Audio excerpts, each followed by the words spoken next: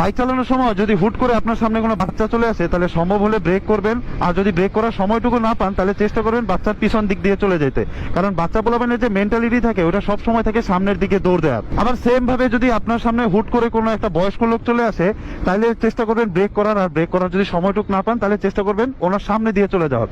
কারণ বয়স্ক লোকদের মেন্টালিটি থাকে হচ্ছে সবসময় পিছন দিকে চলে যাওয়ার বা এক জায়গায় থেমে যাওয়ার। সেম ভাবে যদি আপনি বাইক চালানোর সময় আপনার সামনে কোনো মধ্যবয়স্ক পুরুষ বা কোনো ছেলে মানুষ চলে আসে, তাহলে চেষ্টা করবেন ব্রেক করার। আর যদি সেটা নাও পারেন, তাহলে চেষ্টা করবেন জাস্ট স্লো করার। কারণ স্লো করলে সে ওইটুক সময় পেয়ে যাবে, সামনে পিছে ডাইনে বামে যেভাবে হোক সে কাটায় গুটা বের হয়ে যাবে। কারণ ছেলে মানুষের ওই এক্সপিরিয়েন্সটা থাকে। বাট যদি মনে করেন আপনার সামনে কোনো মেয়ে মানুষ চলে আসে, তাইলে ভাই ওটারে ইমিডিয়েটলি ব্রেক করেন এবং ওই জায়গায় ব্রেক করেন। কারণ মেয়ে মানুষের সামনে আপনি বাইক নিয়ে আসলে আপনি সামনে যান, পিছনে যান, ব্রেক না করলে আপনি যেইভাবেই যান, ও প্রথমে ডাইনে যাবে, তারপর বামে যাবে, পারলে উপরে যাবে, নাহলে নিচে যাবে।